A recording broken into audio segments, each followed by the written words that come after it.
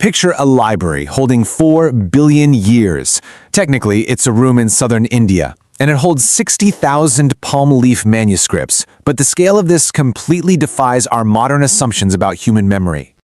I'm AJ. And MJ, you really need to set the scene for us here. What are we actually looking at? We're inside the Saraswati Mahal Library at Tanjavur. It was founded around 1535.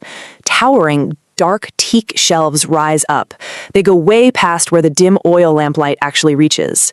Down below is a single scribe. He's dressed in white cotton. He's bent entirely over one fragile palm leaf, and he's copying ancient Sanskrit entirely by hand. The silence in that room is just heavy with centuries of continuous work.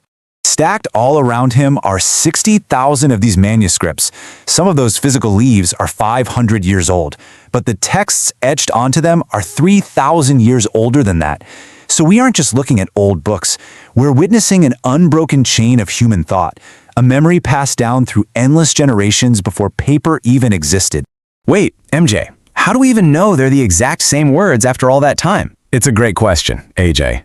We know because the people who copied them invented a massive system of memorization. It is so precise that linguists recently reconstructed ancient Sanskrit pronunciation using nothing but modern recordings. Priests are still chanting it correctly today. The Indian textual tradition is humanity's longest continuous philosophical conversation. It spans thousands of texts across 3,500 years. And it contains a cosmological scale so vast that 20th century astrophysics is still catching up to numbers it wrote down 3 millennia ago. Where do you even start with something that massive? You split it in two. The whole tradition divides into two main categories: Shruti, meaning that which was heard, and Smriti, that which was remembered. Shruti is much older. It includes the Vedas and the Upanishads. They're considered eternal truths. Take the Rigveda, for example. It was composed between 1500 and 1200 BCE. That makes it the oldest surviving text in any Indo-European language. But here's the part that breaks modern expectations. It wasn't written down for 2,000 years. It was strictly memorized. Without writing it down, how does it survive generation after generation without changing? They used a technique called patha. It relies on interleaved vocal repetition patterns.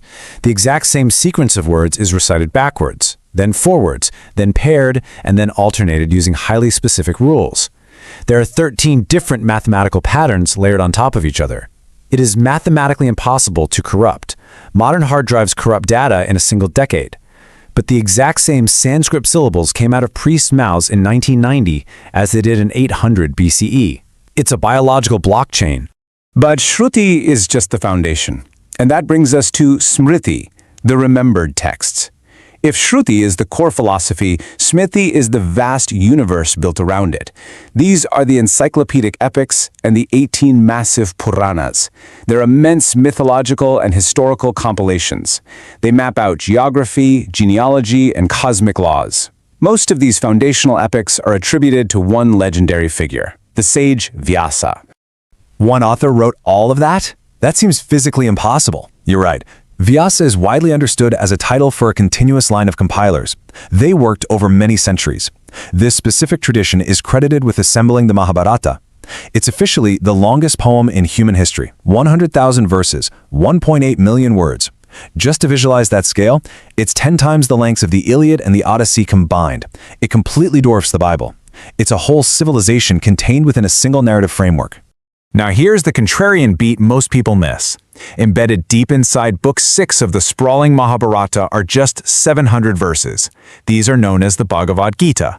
This specific section was read by Thoreau, Emerson, Gandhi, and Steve Jobs. But the Bhagavad Gita isn't the singular, central Hindu Bible that Western audiences often assume. It's exactly 700 verses buried inside an 18-volume epic regarding a massive dynastic war. Treating it as the only central scripture is largely a 19th century colonial-era reading. The full picture is vastly more complex. You mentioned a time scale earlier. You said that was the part nobody is ready for. What did you mean by that? So far, we've talked about human history. Now we zoom out. In Hindu cosmology, time is not a straight line. Time is measured in massive cosmic cycles, creation and destruction on repeat. The basic unit of this cosmic measurement is the kalpa. A kalpa represents exactly one day in the life of the creator god Brahma. Wait, stop right there. Say that number again. How long is one day? A single kalpa is 4.32 billion human years. Now, think about this. The age of the Earth by modern scientific measurement is 4.54 billion years. The numbers are essentially the same. A pre-Christian tradition sat down and wrote out the age of our planet. They were within a few percent of what highly advanced radiometric dating finally found in the 20th century. They visualized deep time long before telescopes or geology existed. And remember, 4.32 billion years is just one single day for Brahma. His full lifespan is 100 of his years. Do the math, and that equals 311 trillion human years. That scale is entirely comparable to a galactic stellar generation. The cosmos cycles continuously through infinite ages of creation, expansion, and total destruction. Did anyone in the West ever catch this connection between ancient myth and astrophysics? Yes. Carl Sagan fully realized this in 1980. He looked at the numbers and wrote that the Hindu religion is the only one of the world's great faiths dedicated to the idea that the cosmos itself undergoes an immense, indeed an infinite number of deaths and rebirths. He saw the exact parallel between ancient Eastern philosophy and modern Western cosmology. And the physicist Robert Oppenheimer knew it too. He was watching the blinding flash of the Trinity nuclear test on the 16th of July, 1945, and he turned to the ancient text to process what he had just unleashed. He quoted the Bhagavad Gita verbatim.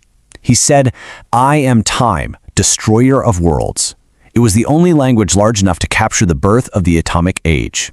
So why does this ancient textual tradition still matter to us today? Because it shaped the structural foundations of the stories we still tell. In 1663, an Indian poet named Kalidasa wrote a masterpiece play. The great writer Gita discovered it and translated it into German in 1791. The famous prologue of Goethe's Faust is structurally borrowed directly from Kalidasa. 2,000 years of European literature have one giant Indian shadow cast over it that most modern readers completely miss.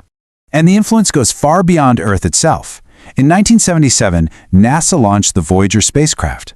On board is a golden record. It acts as a permanent message for any intelligent civilization that might eventually find it. Among the many sounds chosen by scientists to represent humanity is a vocal sample from the Rigveda. It is literally the oldest human sound on the record, 3,500 years old, and it's still traveling outwards at 38,000 miles per hour.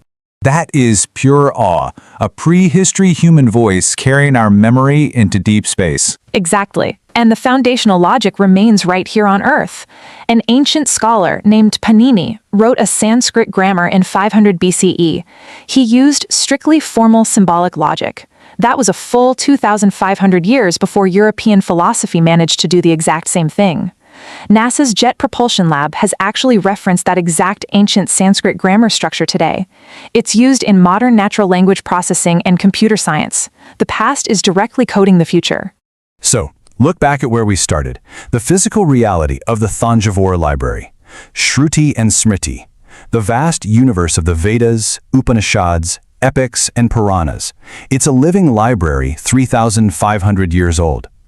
It was transmitted entirely by human voice. It was organized by strict category and preserved by infallible mathematical chant. It's a continuous tradition that seamlessly maps out a cosmology measured in billions of years. It perfectly mirrors the lifespan of the stars. It's a scale of reality that modern science is only just now catching up to. In our next explainer, we shift focus to look deeply at the second great epic, the Ramayana. Most people know the simplified children's version of the story, but very few know how the original text actually ends. Which leaves us with a haunting final thought to end on today. Why does a God who is the absolute embodiment of perfect righteousness still end his own sprawling story entirely alone?